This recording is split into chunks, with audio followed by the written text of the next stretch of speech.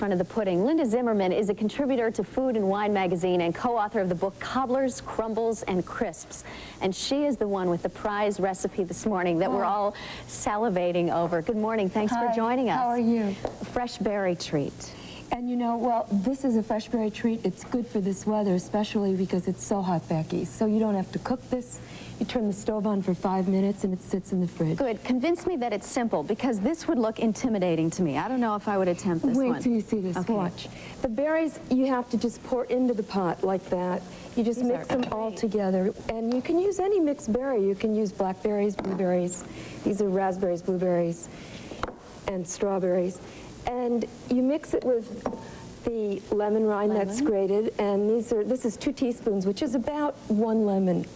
Then we do a 1/4 cup of sugar and a 1/4 cup of Cointreau. And you know, if you don't want to use liquor, which is an orange flavored liquor, you can use orange juice, you could use cranberry juice. So anything you like, because you can't hurt this recipe. That is so fresh and so simple. It's really fresh, and what you do is you just cook it a few minutes. And let me mention also that as we're going through this recipe and you're trying to scribble it down, it will be in the newsletter this week. It is newsletter number 185, and there's the address on the screen.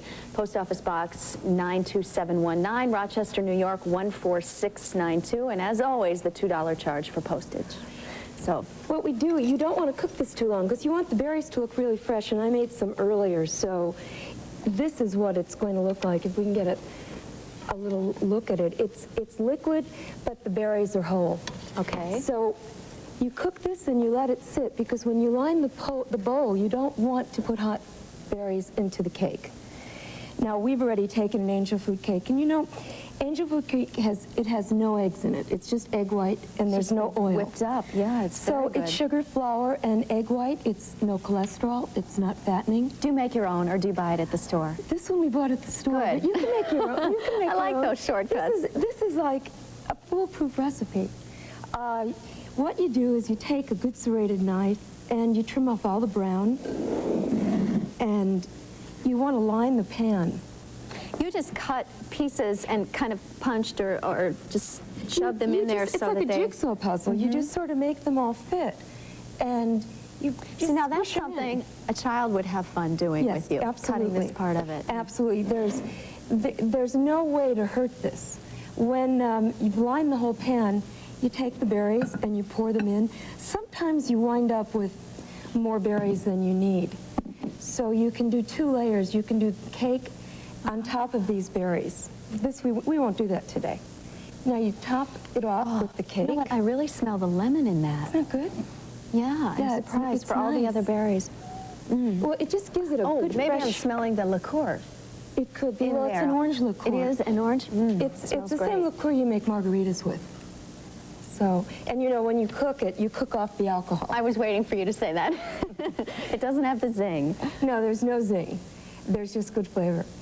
And you can tear it up, and you don't have to worry about what you're doing too much on top, because you're going to unmold this. What I've started, I've sprayed this with a little nonstick spray, just to give you a little bit more ease when you unmold it. Okay. And that's about what it is. You weight it down. These are springform pan for making cheesecakes. You can use a plate. I like the flat part because the regular plate has sort of a dent. Oh, So, you know, our plate's there, you know where the food goes. So this makes it nice and flat. You can put a little saran wrap on top, or, you know, any kind of plastic wrap. You know what? I'm still sitting here thinking that does turn into this just because it all soaks. Oh, it turns into, wait, this is how you weight it. It will turn into this. And that's overnight. Ah, okay. And then you can leave it like that or cut it into the shape that you want? you cut it in wedges. I made this one in a souffle dish. Okay.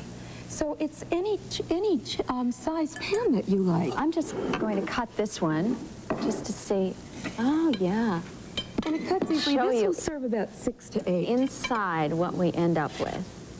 Oh, you're very good at this. Ah, that held together beautifully. Layers. This has angel food cake and berries twice. Oh, I have to cut one a whole lot larger for Gary. He always likes the bigger pieces. Well, we're going to give you a little fattening things because I made creme fraiche. Oh, you did? Which is... Let me back off then, because that... This is French cream. This I made, believe it or not, with Mexican cream because I like it better. It's pasteurized. We have problems in the country. You know, we get cream that's ultra pasteurized. It's made out of a cream that's been hit with very high heat. Linda, I have to say thank you very much to you. We're going to taste it, and we know already it's going to be wonderful. It's going to be good. Cookies, crisps, and crumbles. Crumbles. Crumbles. Cobblers, crumbles, and crisps. We're both confused. Everything is good, though. Linda Zimmerman, thanks for joining Thanks, us. We'll be back in a moment.